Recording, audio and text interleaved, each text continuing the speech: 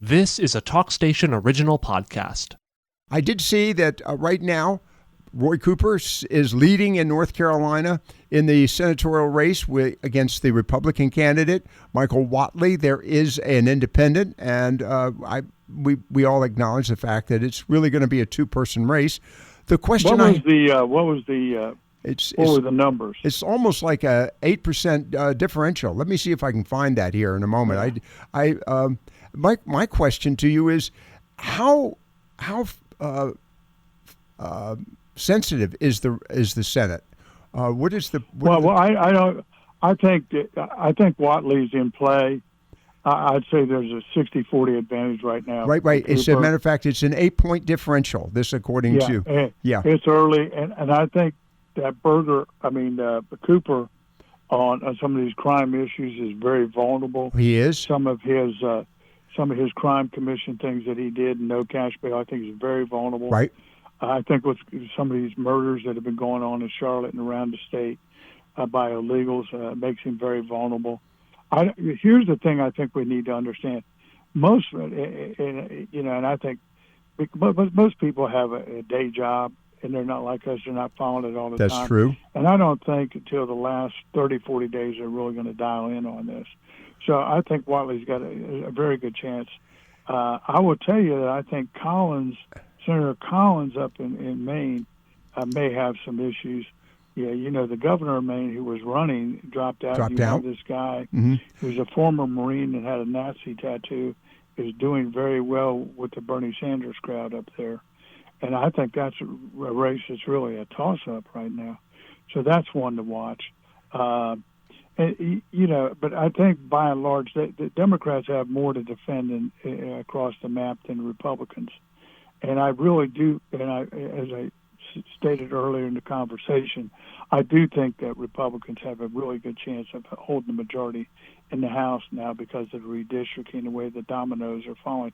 Mississippi's now calling their people back. Louisiana is stopped the primaries, and they're going to redraw. Mm-hmm. So you're going to start seeing, at the end of the day, there could be a 10-vote swing at the minimum where Republicans going in are going to have a huge shot because at one point they were defending 9 seats, and so it still could be close, but Republicans might have the advantage going into the midterms, I think.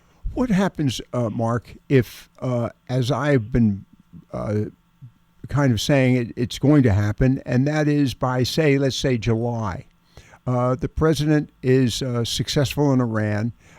He has created, and apparently in Russia, Vladimir Putin is beginning to warm up to yet another opportunity. I, of course, doubt it, but that we'll leave it as at least the doors being open to peace negotiations with Ukraine.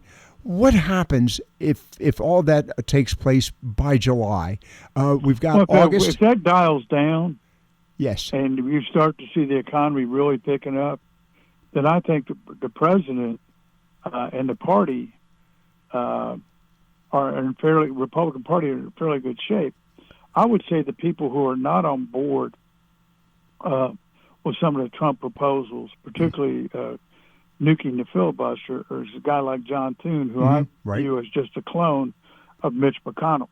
Now, if they want to have integrity in our ballot process, then they should pass the SAVE Act, and they ought to nuke the filibuster. People need to remember, let's say we lose the House and Senate, Republicans lose the House and Senate. That's the end of the Trump agenda. Mm-hmm. Yep. Okay? Yep. For the rest of his term. Yep. So they need to get as much through as possible right now. But I don't see any urgency by Senator John Thune, which is very troubling to me. All right. Let's talk about the impact at the local level, state level here for a moment. Tomorrow, as a matter of fact, approximately 20 district school systems in North Carolina. There are 115, so it's less than about. Well, I'm doing quick calculation in my mind, which is tough, bad math in public, but roughly 16% of the schools in North Carolina are going to shut down because of a protest that's going to be conducted in Raleigh. And I'm wondering, these protests, these programs that put the average citizen, it makes them it's inconvenient for them because it now inconveniences mom and dad Yeah. who drop their kids off at school and go to work. Right. Okay, and so I think it's very selfish by the teachers that are doing this, and I don't think protests work. Okay? No. They have a groups that represent them, lobbyists that represent them, go through the process. And by the way, the poll that I recently took on a variety of things show the majority of North Carolinians support a pay increase Right. for teachers.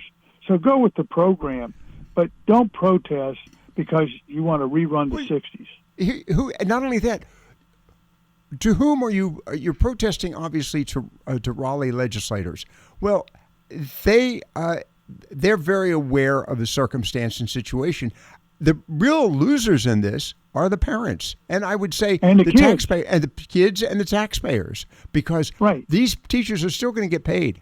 This is really bothersome. I don't see how this kind of reaction and this one other question real quickly before we wrap things up. The activities such as this hurt the Biden administration in the last race, but another one, fraud. The amount of fraud that we're uncovering right now, will that have an influence? And I think it will because, I mean, every day you're seeing more and more fraud we are. across this country in Medicaid, Medicare, these programs for NGOs, non-government organizations.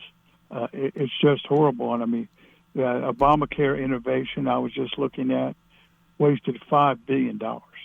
Wow. Okay, and that's an NGO. So I don't think That's the real Democrats, by and large, who run these organizations have been responsible with the taxpayer money. No, we've seen this firsthand in Minnesota, and we're seeing it in California as well.